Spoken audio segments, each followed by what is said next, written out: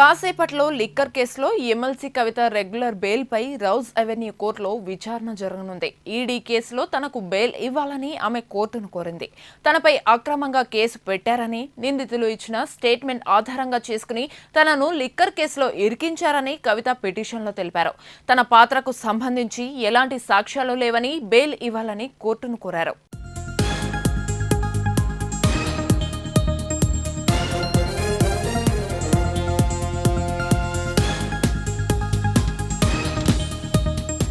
మరోవైపు ఈడీ కవితకు బెయిల్ ఇవ్వొద్దని కోర్టును కోరుతోంది.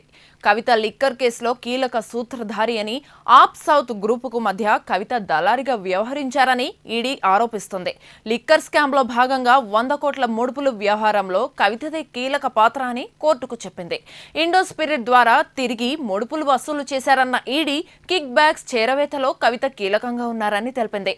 సాక్ష్యాలు దొరకకుండా కవిత తన ఫోన్లో డేటాను డిలీట్ చేశారని కోర్టుకు దృష్టికి తీసుకెళ్లింది. కవిత చాలా పలుకుబడి ఉన్న వ్యక్తి అని, తనకు బెయిల్ ఇస్తే సాక్ష్యాలను ధ్వంసం చేసే అవకాశాలున్నాయని ఈడీ కోర్టును కోరుతుంది.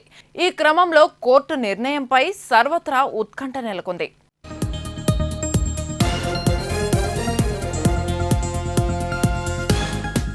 ఇక ఇదే అంశానికి సంబంధించి మరింత సమాచారం మా ప్రతినిధి సతీష్ అందిస్తారు. సతీష్, చెప్పండి, కవిత రెగ్యులర్ బెయిల్ పిటిషన్ కు సంబంధించి తాజా అప్డేట్స్ ఏంటి?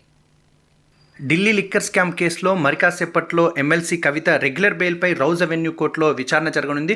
అయితే ఈడీ కేసులో తనకు బెయిల్ ఇవ్వాలని చెప్పి ఆమె కోర్టును కోరింది. తనపై అక్రమంగా కేసు పెట్టారని చెప్పి నిందితులు ఇచ్చినటువంటి స్టేట్మెంట్ ఆధారంగా చేసుకొని తనని లిక్కర్ కేసులో ఇరికించారని చెప్పి కవిత పిటిషన్లో పేర్కొనడం జరిగింది. అయితే తన పాత్రకు సంబంధించి ఎలాంటి సాక్ష్యాలు కూడా లేవని చెప్పి బెయిల్ ఇవ్వాలని చెప్పి తనైతే కోర్టును కోరారు. ఇక మరోవైపు ఈడీ కవితకు బెయిల్ ఇవ్వొద్దని చెప్పి కోర్టును కోరుతోంది.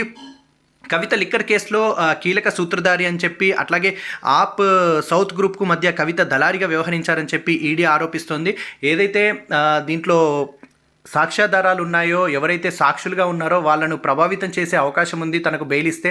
అట్లాగే వాళ్ళను బెదిరించినట్లుగా కూడా వాళ్ళ దగ్గర సాక్ష్యాధారాలు ఉన్నాయని చెప్పి కోర్టుకు ఈడీ అయితే తెలపడం జరిగింది. ఇక లిక్కర్ స్కామ్లో భాగంగా 100 కోట్ల ముడుపుల వ్యవహారంలో కూడా కవితదే కీలక పాత్ర అని కూడా కోర్టుకు చెప్పింది ఈడీ. ఇక ఇండో స్పిరిట్ ద్వారా తిరిగి ముడుపులు కూడా వసూలు చేశారన్న ఈడీ కిక్ బ్యాక్స్ చేరవేతలో కవిత కీలకంగా ఉన్నారని చెప్పి కూడా తెలిపింది. సాక్ష్యాలు దొరకకుండా కవిత తన ఫోన్లో డేటాను కూడా డిలీట్ చేశారని చెప్పి వాటిని పగలగొట్టారు అని చెప్పి కూడా కోర్టు దృష్టికి తీసుకెళ్ళింది ఈడీ.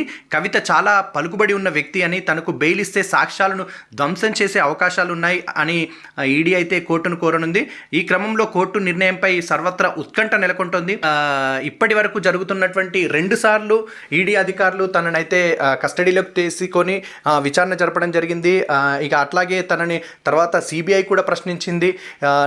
నిన్నటి వరకు కూడా 3 రోజుల పాటు తనని సిబిఐ ప్రశ్నించింది. వాళ్ళు కూడా దానికి సంబంధించి మా దగ్గర ఉన్నటువంటి ఆధారాల పరంగా దానికి సంబంధించి తనను విచారణ జరపగా తను సహకరించట్లేదు అని చెప్పి తను చెప్తా ఉన్నారు. అట్లాగే కవిత కూడా 2 నెలల నుంచి దీనికి సంబంధించి నన్ను అడిగిందే అడుగుతున్నారు సిబిఐ వాళ్ళు అని చెప్పేసి తను చెప్తా ఉంది. ఎటు తేలట్లేదు ఈ కేసు అని చెప్పి. అట్లాగే తన రాజకీయ జీవిత పరంగా తనను వ్యక్తిగతంగా దెబ్బతీయాలనే ఉద్దేశంతో ఇలాంటివి జరుపుతున్నారు. అట్లాగే మీడియా ట్రోల్స్ అనేటివి ఎక్కువగా అవుతున్నాయి. అట్లాగే తన పర్సనల్ ఫోన్ నంబర్ని కూడా ఓపెన్గా తనకు ఇబ్బంది కలిగే విధంగా నంబర్స్ని కూడా బయట ప్రచారం చేస్తూ ఉన్నారని చెప్పి, దీని పరంగా కూడా నాకు ప్రైవసీకి ఇబ్బంది కలుగుతూ ఉంది అని చెప్పి కూడా కవిత తెలపడం జరిగింది. మొత్తానికైతే కవిత తిహార్ జైల్లో జ్యుడిషియల్ రిమాండ్లోనైతే ఉన్నారు.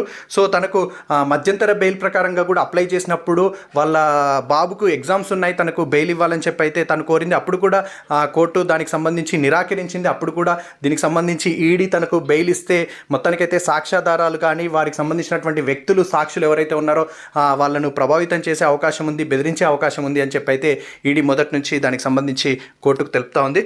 మరి దీనికి సంబంధించి అయితే తనకు బెయిల్ ఇస్తే సాక్ష్యాలను ధ్వంసం చేసే అవకాశాలు ఉన్నాయని చెప్పి ఈడీ అయితే కోర్టుకు కోరనుంది. ఈ క్రమంలో కోర్టు నిర్ణయంపై సర్వత్రా ఉత్కంఠనైతే నెలకొంటా ఉంది.